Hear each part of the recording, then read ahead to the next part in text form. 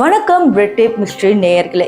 இது வரைக்கும் நம்ம தமிழர்களோட பல மர்மங்களை நம்ம சந்திச்சிருந்தோம். நிறைய விஷயங்கள் உங்களுக்காகவே நான் கொண்டு வந்திருந்தேன். ஆனா இன்னைக்கு ஒரு மிஸ்டீரியஸான கீழடி பிளேஸை பத்தி தான் நம்ம பேச போறோம்.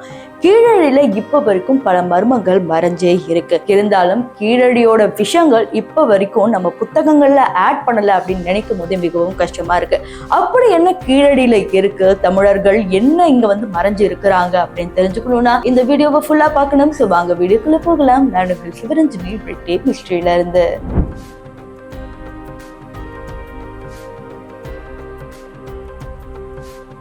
கீழடியில பல ஆய்வுகள் இப்ப வரைக்கும் நடந்துகிட்டு இருக்கு.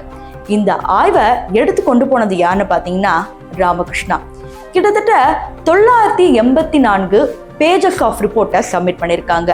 ஆனா இது சப்மிட் பண்ணும் போதும் கூட திருப்பி எழுதிட்டு வாங்க, ரீரைட் பண்ணிட்டு வாங்க, இதுல இருக்கிறதெல்லாம் உண்மை மாதிரி தெரியல அப்படின்னு சொல்லி அனுப்பிச்சு விட்டுருக்காங்க. இதெல்லாம் பார்க்கும்போது தமிழர்களை வேணும்னே சுத்த விடுறாங்களா அப்படிங்கிற மாதிரி தோணும். ஏன்னா விஷயங்கள் எல்லாமே இங்க அப்படியே மாறி போயிருக்கு.